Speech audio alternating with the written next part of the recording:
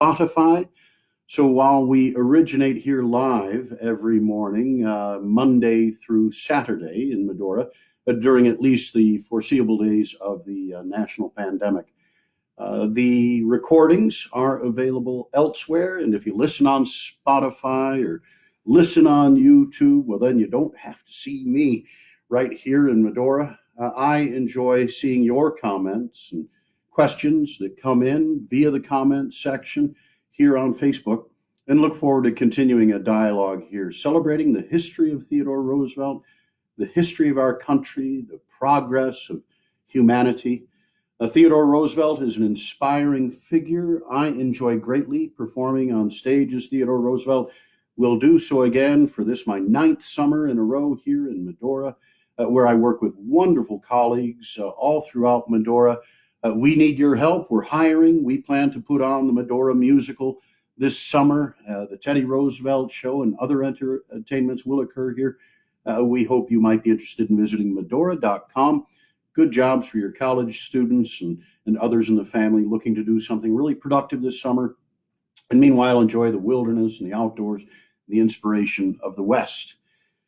Today in history, April 9th, 1865, the surrender at Appomattox Courthouse in Virginia of General Robert E. Lee and the forces of the Army of Virginia, Confederate States of America, surrendering to Ulysses S. Grant.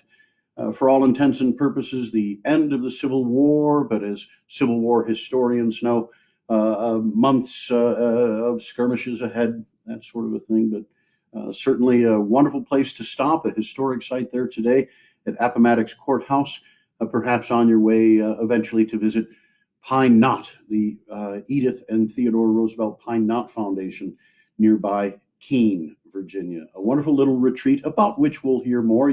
We may have touched on it briefly with the story of John Burroughs on his birthday. Speaking of birthdays, happy birthday, Archibald Roosevelt. The 5th oldest of the old Lions Cubs, Archibald Roosevelt was born in Washington, D.C., during a time when Theodore Roosevelt had his family there in a rented home, and Theodore Roosevelt was serving at the time as a United States Civil Service Commissioner. We heard about that service briefly yesterday as he served on that with Governor Hughes, former Governor Hughes of South Carolina. The Civil Service Commission came about because in part of the legislation passed called the Pendleton Act, Ohio Congressman and Senator, previous vice presidential candidate under Breckinridge, if I recall properly, namesake of Pendleton, Oregon. And the Pendleton Act created the United States Civil Service Commission after Guiteau, a madman expecting a federal appointment, killed President James Garfield at the train station in Washington, D.C. When Chester Arthur subsequently had been the vice president, became president, part of the accomplishment of that administration and of Congress was the passing of the Pendleton Act. That act required that at the time about 10% of federal employees, then numbering just shy of 150,000, about 10%, by civil service examination and by merit, would be hired and promoted in places like the post office and the customs houses. Today, the Pendleton Act covers some 90% of federal employees, protects them from political retribution. With President Jackson, we learned to the victor go the spoils. Jackson and subsequent presidents, their administration would come in, and if that administration differed from the previous one in political identification, then out went so many public servants, and in came, as a political reward for political work done, the Treasury, the pay of public officials from the federal government was dispersed for political reasons rather than for the high calling of doing work well. And so our civil service has as its great protection and origination the Pendleton Act. That passed in 1883. The first commissioners appointed. It was a 3-person commission. And in 1883, in that same year, a young General Assemblyman in New York, he representing the Silk Stocking District of Manhattan, young Theodore Roosevelt introduced his New York State Civil Service Reform Bill on this date, April 9th, 1883. And we'll be reading from those brief remarks as they were recorded in the New York Times of the following day. If I may, I'll proceed right to that reading. Today's program likely to be much briefer than some of the other programs that we've had. That's perhaps to give apology before the act of tomorrow, reading in full The Strenuous Life, Theodore Roosevelt's speech given on April 10th, 1899, while serving as governor of New York.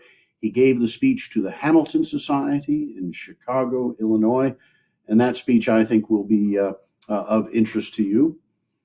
The speech today is recounted by the New York Times, April 9th, 1883. The bill merely proposes to do for the city of New York what the Pendleton Bill has done for the United States. Its aim is to take the civil service out of the political arena, where it now lies festering, a reproach and a hissing to all decent men, and the most terrible source of corruption that exists in the city, and to apply to the municipal government the same business principles that obtain in every well-conducted private business, to relieve us from the evils under which we labor owing to the present system of appointment, for partisan reasons only. It is absolutely necessary that appointments should be made only after competitive examinations. This is the only way in which to shake off the hold that corrupt political rings and chieftains now have on the public through the civil service, which they and their predecessors have debauched until it has become a crying scandal. To the assertion that injustice may be done by these competitive appointments, I can only answer that for every one such there are 100 far grosser evils under the present system, and more than this. My object in pushing this measure is less to raise the standard of the civil service than it is to take the office holders as a body out of politics. It is a good thing to raise the character of our public employees, but it is better still to take out of politics the vast band of hired mercenaries whose very existence depends on their success, and who can almost always, in the end, overcome the efforts of men whose only care is to secure a pure and honest government. For in such a contest, the discipline of regulars, fighting literally for their means of livelihood, is sure in the end to overcome the spasmodic ardor of volunteers. The existence of these men as an organized body, existing only for their own selfish interests, is a standing menace to our free institutions, and it must and shall be removed before the people can decide the great public questions that arise purely on their merits, untrammeled by the base considerations that now surround them. And the law must apply to both parties alike. One party practicing it, while the other did not, would afford a parallel to a sparring match in which one man struck foul blows and the other did not. The man who fought foul would win. My purpose is to make both parties fight fair, and when they do so, the people will then, and only then, be able to decide each measure only with regard to the effect it will have on the welfare of the country. May I say, Theodore Roosevelt was 24 years old when he thus spoke in favor of his legislation before the New York General Assembly. He served 3 one-year terms in the New York General Assembly, first elected in November of 1881, and thus serving, let me get that right? Yes, first elected in November of 1881, thus serving through the legislative years that covered 1882, 1883, and 1884. Within the first months of being a New York General Assemblyman, working on information that had been included in some court cases and in the newspapers, Theodore Roosevelt as a freshman, sought the impeachment of a corrupt sitting New York judge. This following year, here he is to offer a bill that will take away from these political bosses the spoils of their labors. And of course, in 1884, subsequent to being elected in 1883, Theodore Roosevelt becomes, at then the age of 26, the Republican candidate for the speakership.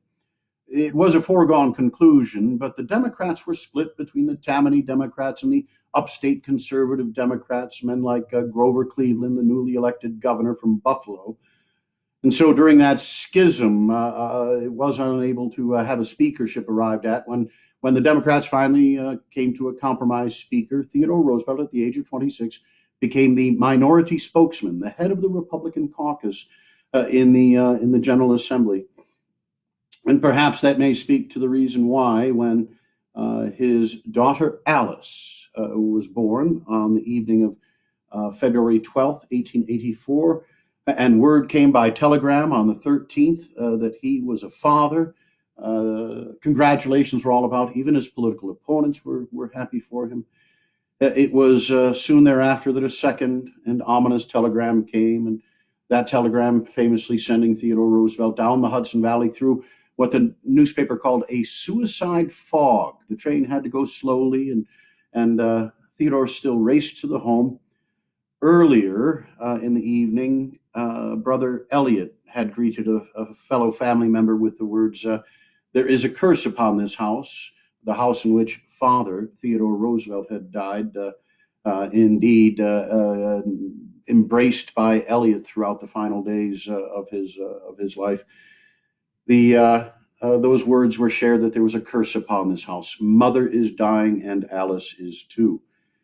The New York General Assembly, though they had been castigated by young Roosevelt for over 2 years, they declared an adjournment of the General Assembly, something without precedent, so that others might join Theodore Roosevelt, acknowledge his mourning. The funeral, the twin funeral, 2 days later, I may have mentioned, Owen Wister wrote that Theodore knows neither what he does nor says. If I recall, the funeral may have been over the weekend, perhaps Saturday. That following Monday morning, young Theodore Roosevelt, the Cyclone Assemblyman, is back on the floor arguing for his legislation. And this legislation was adopted in 1884, and New York became the first state following the Pendleton Act to adopt its own civil service reform legislation. And to Theodore Roosevelt must go a good deal of credit. That's the reading today, but I couldn't help myself. In his autobiography, Theodore Roosevelt wrote of his General Assembly years in a chapter early on called Practical Politics. And I thought you might just like a little bit of the insight that came from a man who in 1913 is writing back about his experiences 30 years prior in the New York General Assembly. During my 3 years' service in the legislature, I worked on a very simple philosophy of government. It was that personal character and initiative are not the prime requisites in political and social life. It was not only a good, but an absolutely indispensable theory as far as it went, but it was defective in that it did not sufficiently allow for the need of collective action. I shall never forget the men with whom I worked hand in hand in these legislative struggles. Not only my fellow legislators, but some of the newspaper reporters, such as Spinney and Cunningham, and then, in addition, the men in the various districts who helped us. We had made up our minds that we must not fight fire with fire, that on the contrary, the way to win out was to equal our foes in practical efficiency and yet to stand at the opposite plane from them in applied morality. It was not always easy to keep the just middle, especially when it happened that on one side there were corrupt and unscrupulous demagogues, and on the other side corrupt and unscrupulous reactionaries. Our effort was to hold the scales even between both. We tried to stand with the cause of righteousness, even though its advocates were anything but righteous. We endeavored to cut out the abuses of property, even though good men of property were misled into upholding those abuses. We refused to be frightened into sanctioning improper assaults upon property, although we knew that the champions of property themselves did things that were wicked and corrupt. We were as yet by no means as thoroughly awake as we ought to have been to the need of controlling big business and to the damage done by the combination of politics with big business. In this matter, I was not behind the rest of my friends.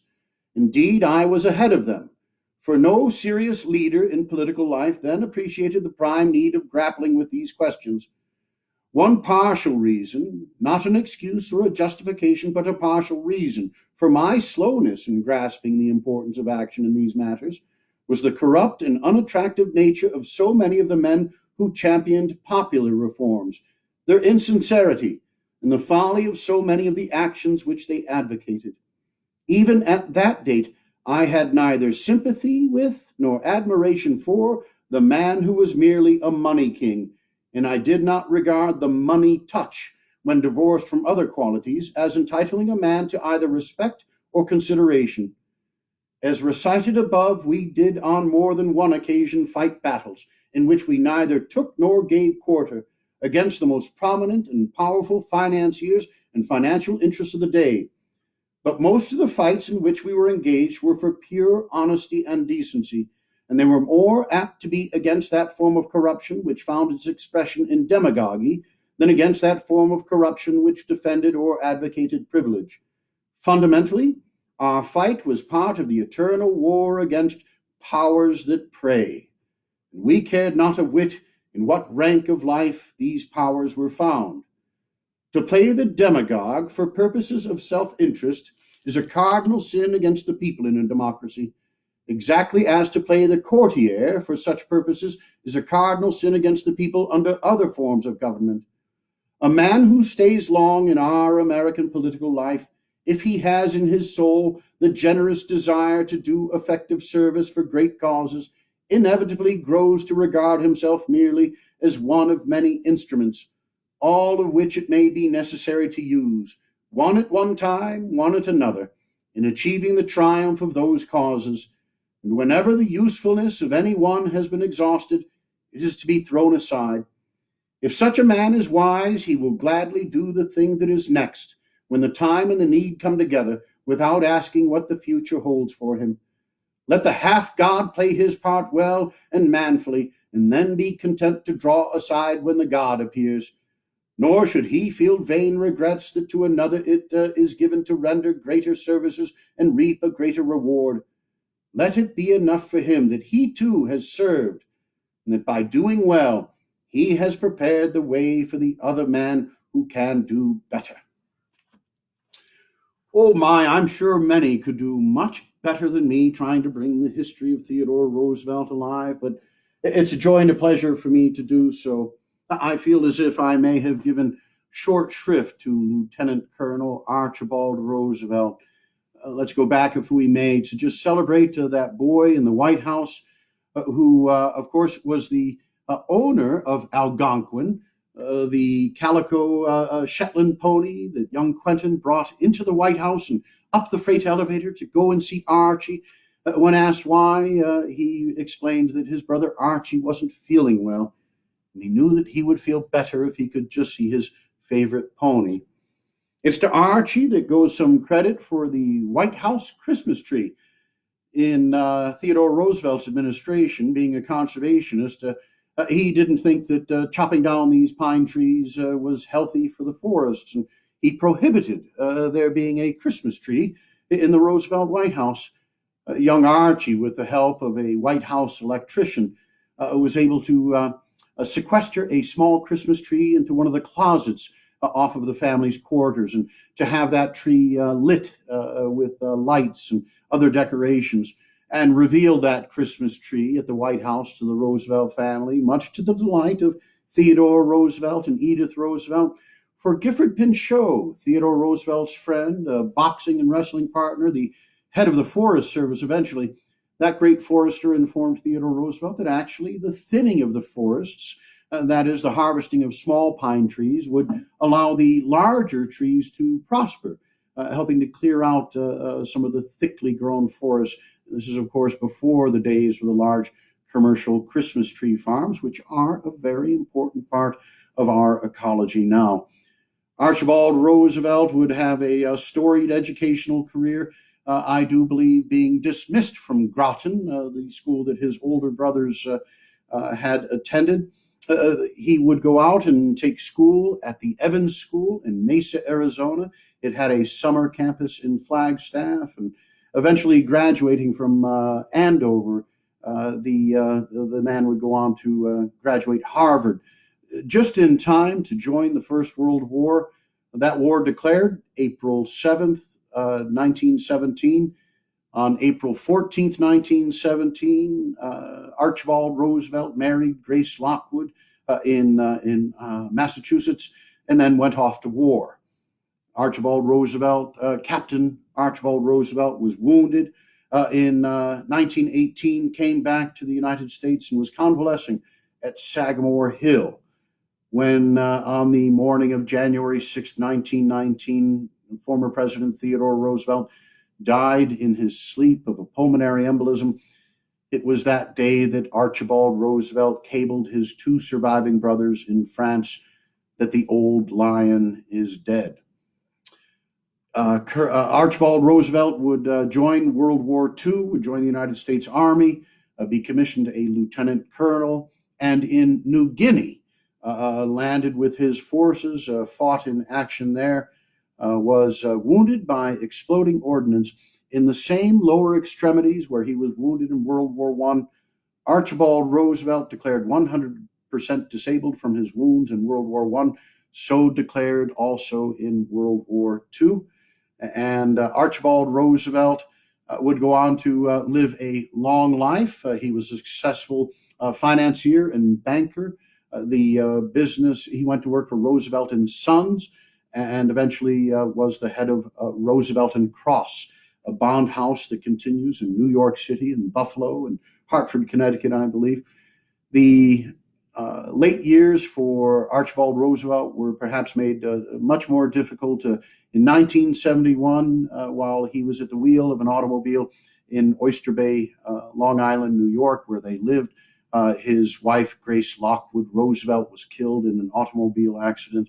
Archibald Roosevelt himself would pass in October of 1979 in Stuart, Florida, at a convalescent home there.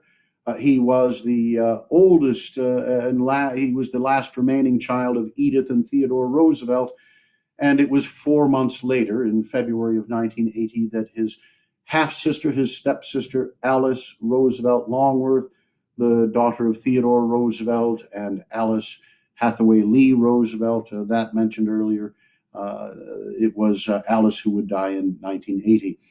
While she is buried at the cemetery in Washington, D.C., it is in Oyster Bay, Long Island, at Young Cemetery, not far from Mother and Father, where Archibald Roosevelt is buried, and his epitaph at his gravesite, "The old fighting man, home from the wars."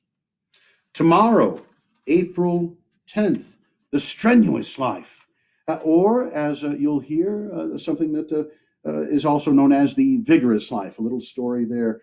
And Saturday, April 11th, another address, a very brief one, to college students in Ann Arbor, Michigan, back to the year 1899. So the next two speeches back from the time of Theodore Roosevelt as governor of the Empire State. I received something in the mail yesterday. This is from my friends at the Theodore Roosevelt Medora Foundation. I want you to see what it says there. "When you are ready, we'll be here with that beautiful view of the Badlands." We're getting ready in Medora, North Dakota. Have a wonderful day. Go out and make this country a better place. Stay in and make this country a better place. Get outdoors and get a little fresh air, social distance, stay at home, save lives. We'll see you here tomorrow morning on Teddy Talks by Joe Wiegand and the Theodore Roosevelt Medora Foundation. Bully for Medora.